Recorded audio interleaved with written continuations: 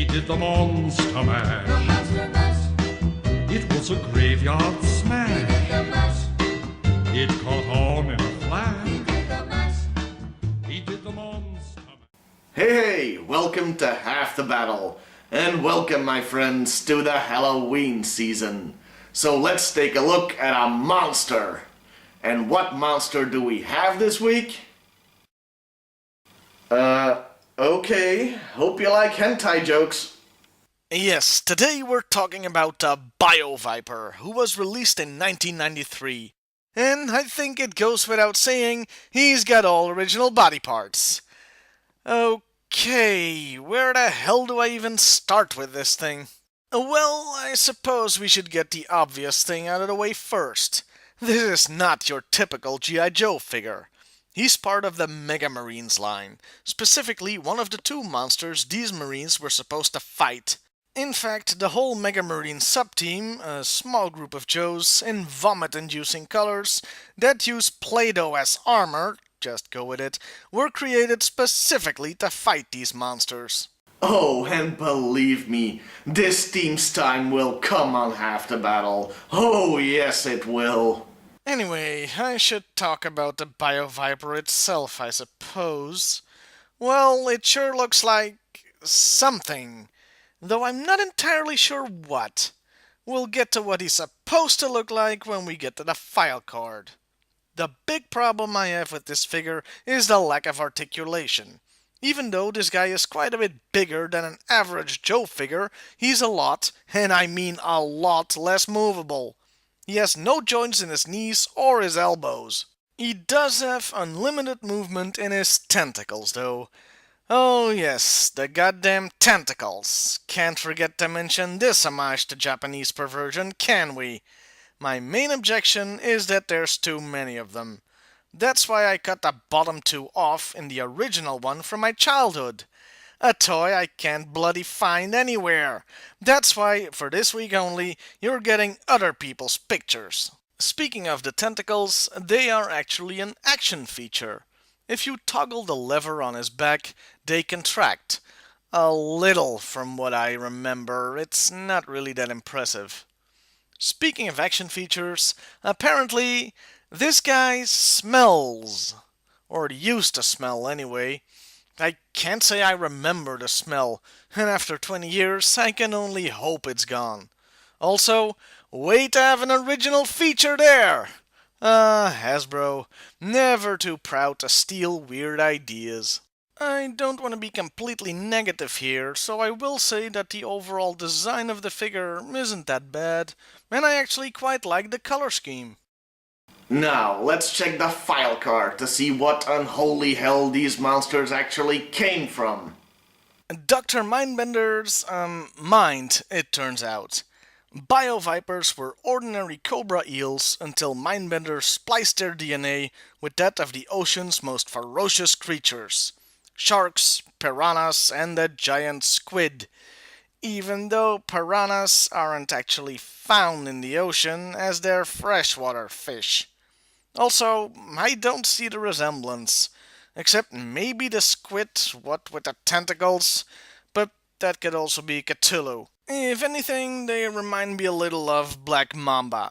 Wait, no, sorry, that's Black Manta. Stupid autocorrect. The file card further states that they are so violent, Cobra had to add brain implants to control them. Smooth work as always, Dr. Mindbender. And the card ends with the warning, "Don't go swimming alone."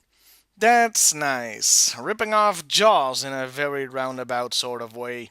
There's no comic section this week since, as far as I can tell, the Bio Viper never appeared in the comics.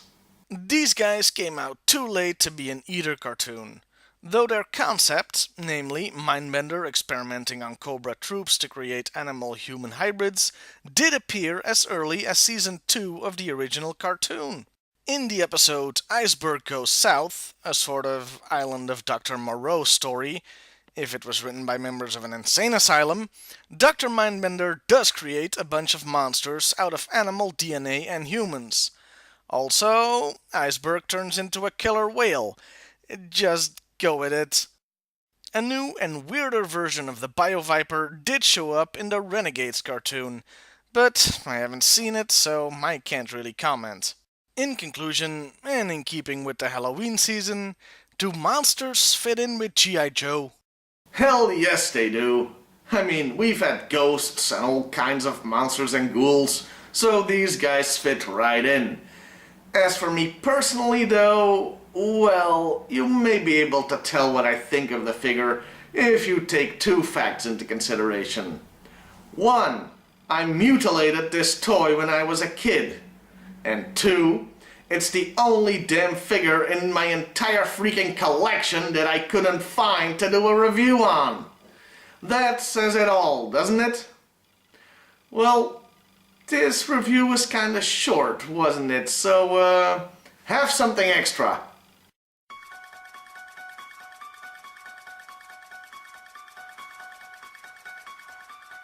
Welcome, my friends, to a small taste of Halloween.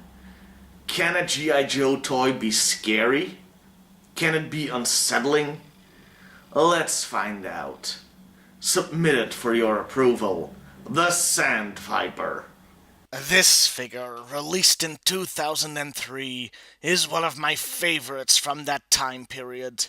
Sand Vipers are desert specialists, and the color scheme reflects this.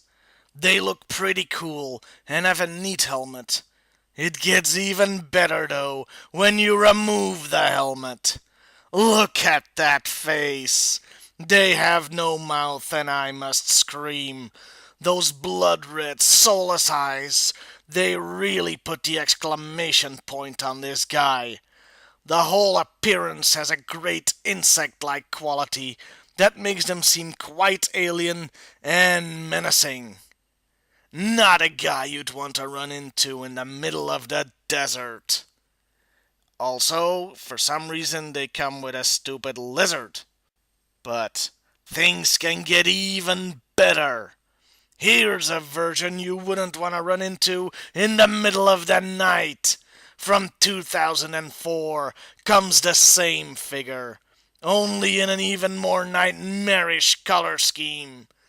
The dark blood red from his eyes have expanded to his armor, with black substituting the gray.